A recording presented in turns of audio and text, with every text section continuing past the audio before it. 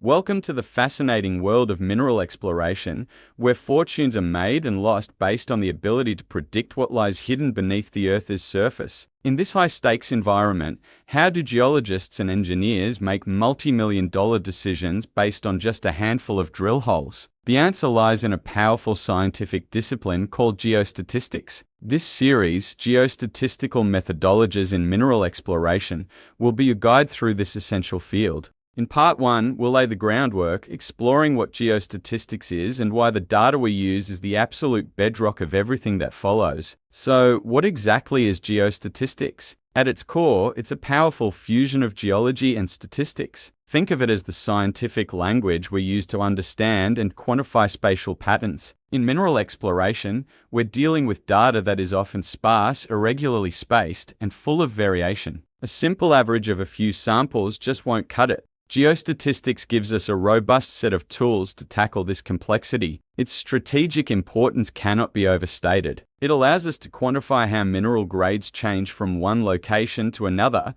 to systematically reduce the uncertainty that comes with limited information, and ultimately, to dramatically improve the accuracy of our mineral resource estimates. This isn't just an academic exercise. It's about making smarter, more profitable decisions. The main purpose of geostatistics is to provide a scientific framework for decision-making when our data is incomplete. It bridges the gap between what we know the samples we've collected and what we need to know the nature of the entire ore deposit. It empowers us to move beyond simple, intuitive interpretations of data. With geostatistical methods, we can predict ore grades in areas we haven't drilled, we can accurately estimate the total amount of valuable minerals, and crucially, we can build models that quantify risk and uncertainty. This is vital for project planning, investment, and long-term strategy. In this report, we're going to walk through the entire workflow of a geostatistical analysis, starting with the most critical component, understanding the nature and quality of our geological data. Let's talk about the data framework. You can have the most advanced, sophisticated geostatistical model in the world,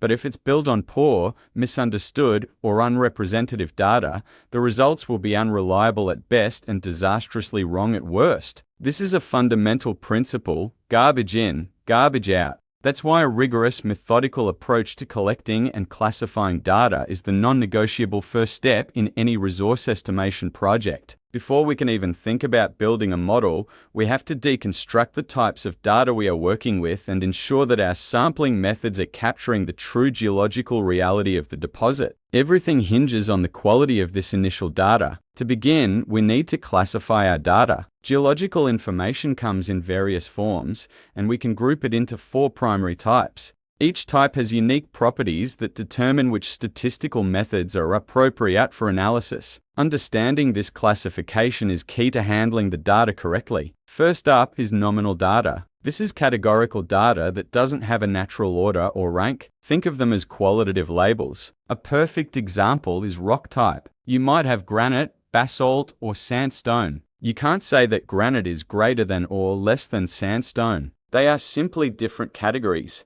Other examples could include the name of a geological formation or the type of mineralization, like sulfide versus oxide. Next, we have ordinal data. This is also categorical, but unlike nominal data, it can be ranked or ordered logically. However, the exact quantitative difference between the categories isn't defined or consistent. A classic example in geology is alteration intensity. We might classify it as weak, moderate, or strong. We know that strong is more intense than moderate, and moderate is more intense than weak. But we can't say that the difference between weak and moderate is the same as the difference between moderate and strong. It's a relative ranking system. Then we have discrete data. Now we're moving into numerical data. Discrete data can only take specific, distinct values, which are typically whole numbers or integers. It represents things that can be counted. For instance, you might count the number of mineralized veins you see in an outcrop. You could find 3 veins, 4 veins, or 5 veins, but you can't find 4.5 veins. It's countable, not measurable on a continuous scale. The number of fossils found in a layer would be another example. Finally, we have continuous data. This is also numerical, but it can take any value within a given range, including fractions and decimals. It represents measurements. This is a very common data type in mineral exploration and is often the variable we are most interested in. The prime example is the grade of a metal, like gold grade measured in grams per ton or G or T. A sample could have a grade of 2.1 G or T, 5.87 G or T, or 10.345 G or T. Other examples include the thickness of a coal seam, temperature, or pressure measurements. Understanding these for data types nominal, ordinal, discrete, and continuous is fundamental. Each one requires different visualization techniques, different statistical summaries, and different modeling approaches. Trying to calculate an average rock type from nominal data, for example, is nonsensical. Knowing the type of data we have dictates our entire analytical workflow and ensures we use the right tools for the job. Now that we've covered the types of data, let's move on to the equally important topic of how we acquire that data, sampling. The goal of sampling is to collect a small number of samples that accurately represent the entire deposit. If our samples are biased, our entire model will be biased. There are several common sampling methods used in mineral exploration, each with its own pros and cons. One of the most common is drill core sampling. This is where a drill rig extracts long cylinders of rock from the subsurface. Geologists then log the core, noting rock types, alteration, and structures. For chemical analysis, the core is typically split in half. One half is sent to a lab for assay, and the other half is archived for future reference. The assays from the core give us our continuous grade data. This method provides a fantastic, relatively undisturbed view of the geology at depth. Another method is reverse circulation, or RC drilling. In RC drilling, rock chips are brought to the surface through an inner tube by compressed air. These chips are collected in large bags, usually over a set interval like 1 or 2 meters. A smaller subsample is then taken from the large bag to be sent for assay. RC is generally faster and cheaper than core drilling, but it provides a less precise geological picture, and there is a higher risk of sample contamination. In surface exploration, we often use channel sampling. This involves cutting a continuous channel of a consistent width and depth along an exposed rock face, like in a trench or the wall of a pit. All the material from this channel is collected as a single sample. This method is excellent for getting a representative sample over a specific interval and is often used to confirm the continuity of mineralization seen at the surface. Finally, there's grab sampling. This is exactly what it sounds like. A geologist selects a single piece or a few pieces of rock from an outcrop. Grab samples are useful for initial reconnaissance to see if any mineralization is present at all. However, they are highly prone to bias. It's human nature to pick the most interesting looking rock,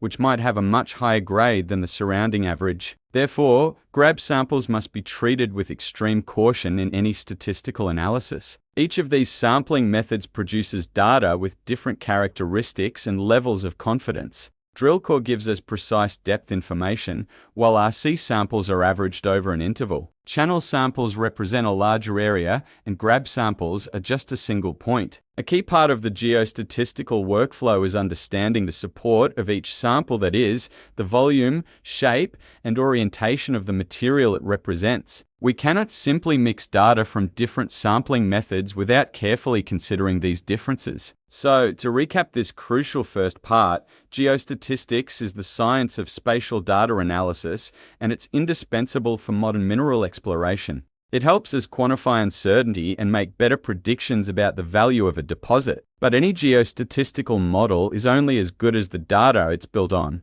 We must first understand the fundamental classification of our data, whether it's nominal, ordinal, discrete, or continuous. And we must critically evaluate our sampling methods from drill core to grab samples to understand their biases and limitations. Getting this data framework right is the essential first step on the path to a reliable and accurate resource estimate. Thank you for joining me for part 1. I hope you found this introduction to the fundamentals of geostatistics insightful. In part 2, we'll dive into the next critical step, exploratory data analysis. We'll look at how we use statistics and visualization tools to truly understand our data's distribution, identify outliers, and uncover the spatial patterns that will form the basis of our models. Make sure to subscribe and hit that notification bell so you don't miss it. See you in the next video.